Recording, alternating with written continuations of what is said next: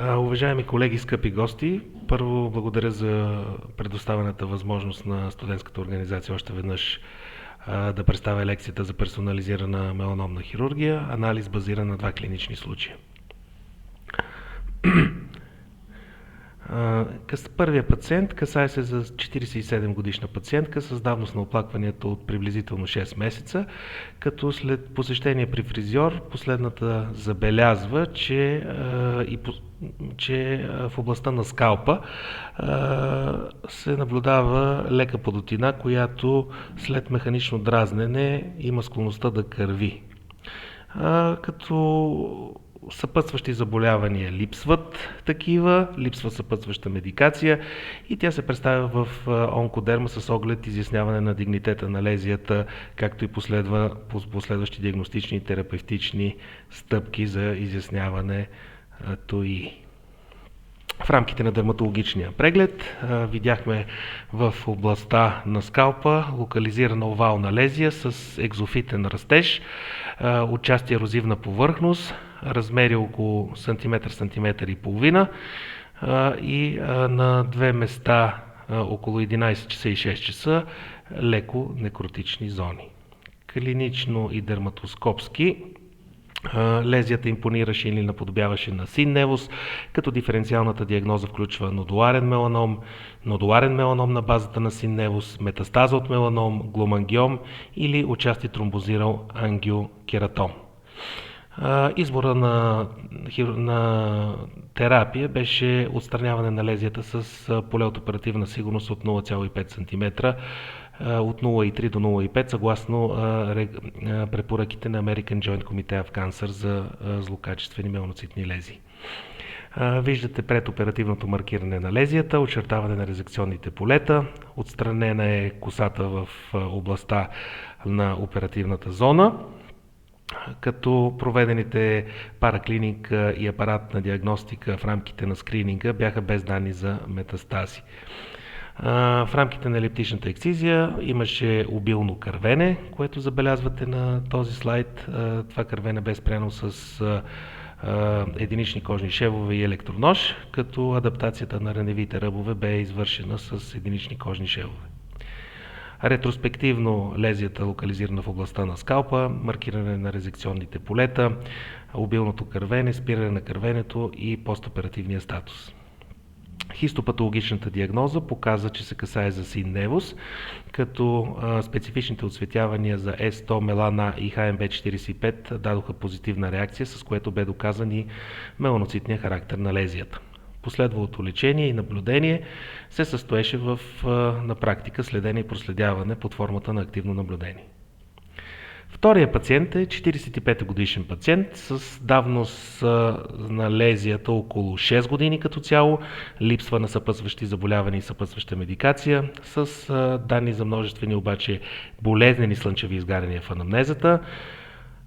Клинично наблюдавахме андрогенна алопеция и според данни от анамнезата лезията бързо нараства по размери през последните 9 месеца, като пациентът наблюдава промяна в нейния цвят, леко субективна симптоматика под формата на сърбеж и повишена чувствителност в зоната на лезията. Клинично и дерматоскопски лезията беше индикативна за тънък меланом под 1 или дори под 0,8 мм. На базата на нашата преценка клинична и дерматоскопска избора на резекционно поле беше 1 см във всички посоки, като параклиника, апаратна диагностика и скрининг бяха като цяло без значителни отклонения. Компютър томограф на шия и глава беше без данни за метастази, но двустранно по съдово-нервния сноп на шията се визуализираха единични лимфни възли с размери до 8 мм в средна и горна шийна трета, които бяха определени като несигнификантни или неметастатични.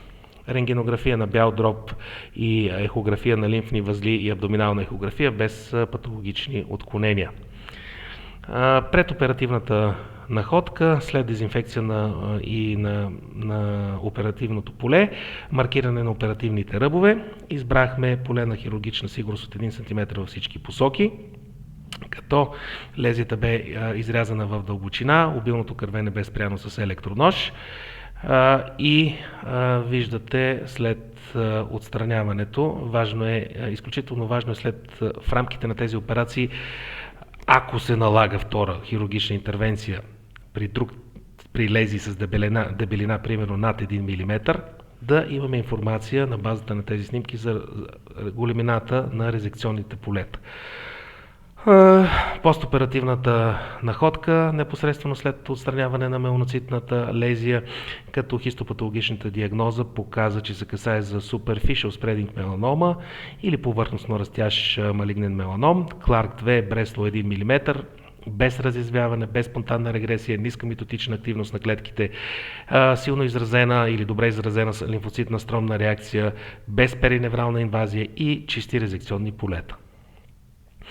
Още веднъж ретроспективно виждаме лезията, маркирането на резекционното поле, интраоперативната находка и постоперативната находка. Изключително важно споменаваме, особено когато се касае за средно дебели или по-дебели меланоми, е да имаме информация за точната големина на резекционното поле, което трябва да бъде онагледена или чрез снимки, или чрез видеоматериал.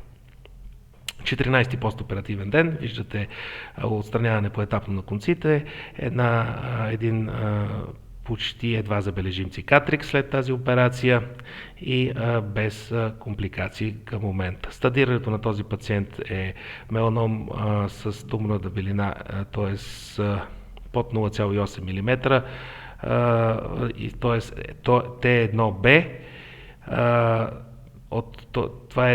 Това са меланоми на практика, които са под 0,8 с улцерация или между 0,8 и 1 мм с или без улцерация, т.е. имаме стадия Т1Б-Н0М0 и в този случай препоръките при този пациент са едно активно наблюдение.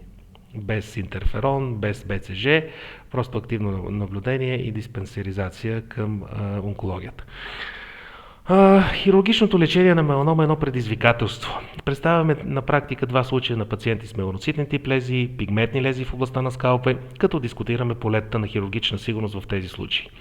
Гайдлайните за лечение на меланома според American Joint Committee of Cancer имат по-скоро един препоръчителен характер и не са задължителни или не би трябвало да бъдат задължителни като стереотип на следване, поведение и спазване. Индивидуалният подход при всеки един пациент би могъл да бъде подпомогнат и подкрепен от обстоен разяснителен разговор и подписано информирано съгласие в случай, че това е необходимо или че случаят пасва или е за така наречената персонализирана меланомна хирургия. Гайдлайните са изключително на моменти могат да бъдат дори опасни препоръките, които са в тях. Интерес представлява факта, че спазването на гайдлайните, които по презумпция не са задължителни, гарантира липса на отговорност в рамките на тяхното спазване, дори при наличие на прогресия на меланомите и летален изход, когато те са спазвани.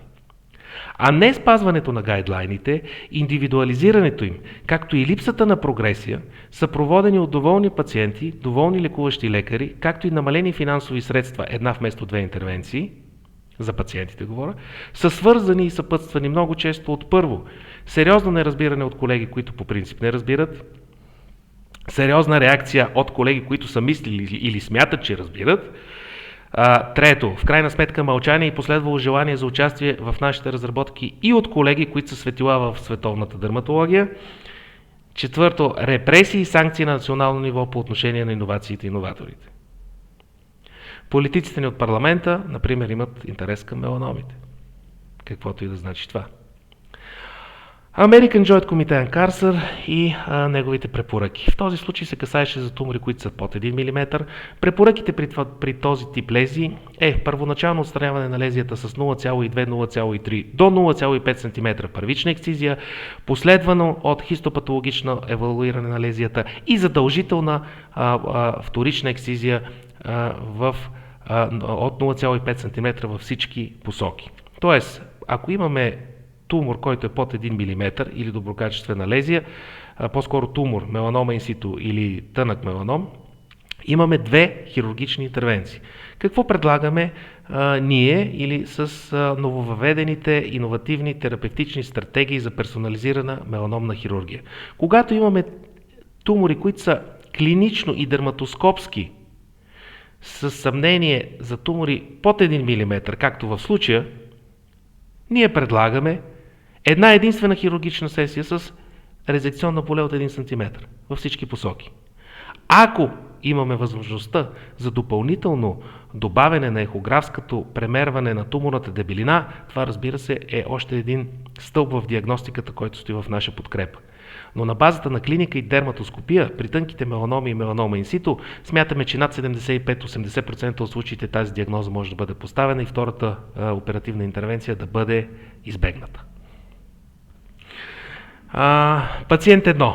Син невус, диференциална диагноза, основно е нодуларен меланом.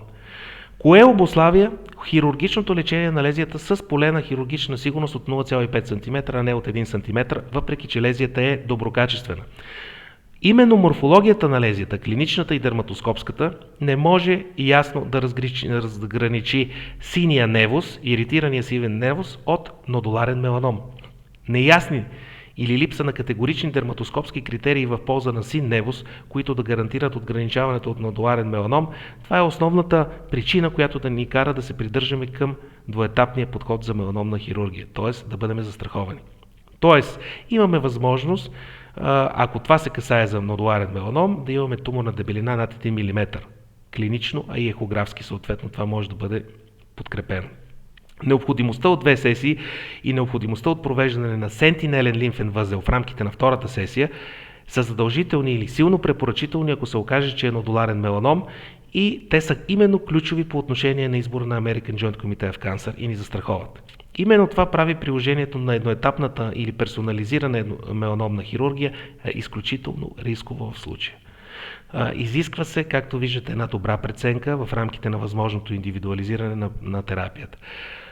Именно нашата преценка ни предпазва от тежката едновременна интервенция по едноетапна меланомна хирургия или персонализирана меланомна хирургия, която включва отстраняване на примариуса паралелно с лимфен възел. Ако проведеме тази тежка операция, ние сме отговорни по отношение на всяка една компликация, а лезията се окаже доброкачествен син невус. Тоест, ние носим една съдебна и морална отговорност, ако лезията в последствие не е меланом, а на практика син невус. Клиниката и дерматоскопията са задължителни при задължителни условия, за да можем да използваме едноетапната или персонализирана меланомна хирургия. Пациент 2. Кое обуславя при него лечение на лезията с поле на хирургична сигурност от 1 см във всички посоки? Именно, че лезията е с категорични клинични дерматоскопски данни за тънък меланом или меланома инсито. Без в случая абсолютна необходимост от провеждане на ехографско измерване на туморната дебелина. По принцип това би било възможно, но когато има съответния дерматолог добър опит, клиничен и дерматоскопски опит, специално в областта на дерматохирургията и онкологията, повечето са в състояние да поемат този риск в своята преценка. Избора на сумарно резекционно поле от 1 см във всички посоки, което на практика обезсмисля провеждането на 2 хирургични интервенции, но се постига на практика абсолютно същия ефект, като при препоръките на American Joint Committee of Cancer. Точка. Които, или запетайка, които обаче изискват 2 хирургични сесии, за да се постигне същия резултат. Заключенията са, че клиничната морфология и дерматоскопската находка понякога или често са ключови при избора на поле на хирургична сигурност и съответните гайдлайни. Предоперативното ехографско измерване на туморната дебелина не винаги е задължително и наложително, когато лезията е индикативна за тънък меланом, диспластичен невус или меланома инсито. Когато има неяснота по отношение на определен тип меланоцитни лезии и възможност този вид лезии да се окажат нодуларни меланоми с дебелина над 1 мм, или дори доброкачествени сини невуси, приложимостта на персонализираната или едноетапна меланомна хирургия е винаги под въпрос и е желателно хирургичното лечение да се провежда по препоръките на American Joint Committee of Cancer. Бъдещето е в индивидуализирането на хирургичното лечение на меланома и на меланоцитните лезии. Благодаря ви за вниманието.